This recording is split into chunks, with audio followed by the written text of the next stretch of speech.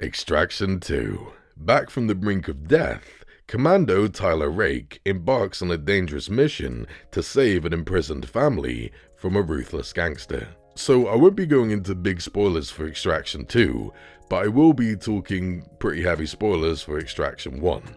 That shouldn't matter much to you guys though, because there's not much of a plot there, but that's my warning for you guys. So I'm not usually interested in these big action films. A lot of them lack soul or the right amount of character for me. I just get numb watching all of these explosions happen with little consequence. So that's why the first Extraction was a big surprise to me. There was this strong human component to Extraction that grounded it all, that made me connect with it far more than most action films. It began its own story by showing us that this hero can be gravely wounded. He wasn't invincible, he was vulnerable. And that lasted throughout the whole film. Sure, Hemsworth could jump through the odd window unscathed and could kick a henchman's face using another henchman's foot, but he still felt more vulnerable than most action heroes out there. He almost always walked away from a fight, injured, and it made the scenes where he could finally sleep, hide, or drink a beer feel cathartic. I also really cared for the kid he was rescuing. His acting was wonderful, especially when he killed someone for the first time, and how his simple presence challenged Hemsworth was wonderful. Hemsworth ran away from his dying son because he couldn't face his illness, but now he has to be there for this kid, and it triggers him and causes him to flashback to his son. But only by the end of the film could he finally face his son's face. It's so simple, I know, but I just felt the heart there. I loved it. Plus, the action scenes were shot incredibly well. Considering that a stunt coordinator directed Extraction and that long one-shot action scene was there, it was just fantastic. I adored it.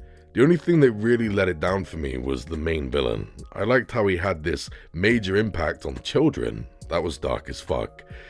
But he was just there. He had no layers, he never met Hemsworth, and he did little to challenge his beliefs. Plus, he's just randomly killed off by a side character at the end. It was so lame. Even worse for me is that I originally adored how Chris Hemsworth seemed to die at the end. He got shot in the belly and then the neck and fell in the river. So I was like, holy shit, they killed off any potential sequel. That is ballsy. But then in the last shot, we see a figure in the background, hinting that he was somehow still alive and then met up with the boy. It was a cop-out and a lame note to end it on, but still, I really dug Extraction. Enter Extraction 2. Now, it's obviously nuts that Hemsworth survived what he did at the end of the last film, but I instantly accepted it because, just like the last film, we begin seeing this character in so much pain, and for longer this time. It reminds us that he is still human. We see so much of him recovering in the hospital, then eventually living in peace, trying to recover and get his body working again. A lot of it did feel kind of pointless, like a scene with a dog and some chickens, but I just really liked it. It added so much character to these little moments, and I was still watching a human being. Plus, Chris Hemsworth is now a lot more mentally sound after completing his arc in the last film, so I could still see his change and growth. This is cool. It's already an improvement over the last film. But then we get an iffy introduction to some conventional villains. How Hemsworth's ex-sister-in-law is now married to this mastermind villain felt so convenient for the sake of plot. It's like, hey, I married a supervillain, but it's okay. My sister once married a superhero. And the villains just weren't that deep. Simple motives, simple layers, and they just weren't that engaging. But they were still a hell of a big step up from the last film's villains, so sod it, I'll take them. Just like the last film, this also has a long action scene earlier on in the film. It uses that one-shot take idea, and I think most of it looks exquisite. This one is 21 minutes long, and it's freaking insane. Loads of great fight choreography, there's a load of great traveling around in vehicles, and some mad shit I never expected to see.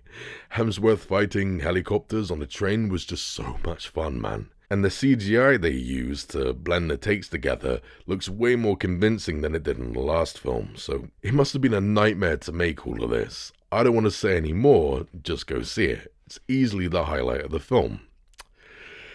Here is the problem. This may add more to what we had last time and fix some issues, but a lot of this to me feels like an outer shell with little inside.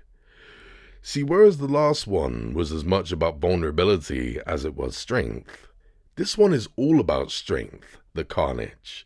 There's hardly any vulnerability or layers to Chris Hemsworth anymore. As I said, I like how he's learned a lot from the first film, but it just felt like he had nowhere to go from there, so now he's just an action archetype. His thoughts are rarely challenged, he doesn't have much of an arc at all, and when he reunites with someone from his past, it just did nothing. And that should have had a big impact on the story. He's now just there to kill people. Does he do it well? Of course, but even the action scenes began disappointing me. As I said, there is this one truly fantastic action scene early on in the film, and it is a sight to behold.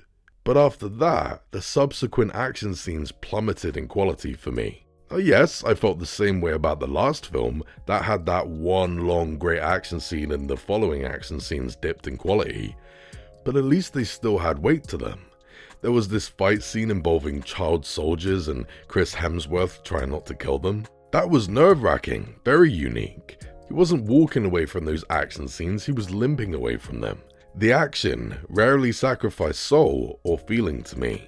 But in Extraction 2, after that great action scene, that's exactly the route they took here. It all just felt like a load of noise to me. The way the heroes have all of this high-tech gear now took away the grounded feeling of the last film. It all just felt so clean and artificial to me. And Hemsworth almost always felt like he was in control.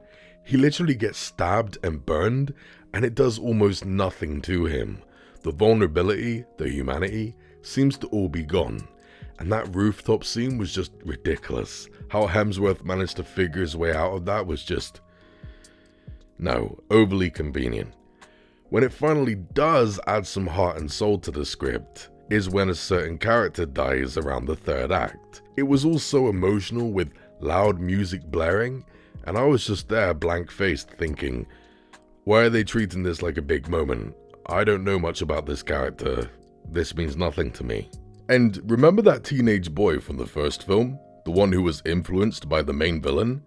He ended up cutting off his own finger to please that villain, and then was the one who shot Hemsworth at the end. That bad kid got the vengeance he sought, and the main villain may be dead now, but that kid's still out there, following in that guy's footsteps. Extraction 1 ended on such a ballsy, poignant note. And it broke convention for these types of films and left me thinking, as well as feeling. There's just nothing that layered in this sequel. It might be very well made, but there's just nothing underneath all of this. But the all-time biggest issue for me is that scene at the end of Extraction 1 implied that Hemsworth met up with that kid at that pool. Well, but that is not remotely mentioned at all in this film. I have no idea who that was or who met up with the kid at the end. What a waste of time that was. That just blows my mind. That was the one thing about the last film that implied Chris Hemsworth was still alive. But now he is still alive, and it's not remotely connected to that scene. I can't believe that. That is incredible. Wow. Guys, in the end, if you are a fan of Extraction, you have to see this one. It hits the same beats as the last film, and it makes it bigger. You may be into that, and I may be the odd one out. Remember, I am not the audience that this film is made for. But the first Extraction managed to hit me hard. Extraction 2, not so much.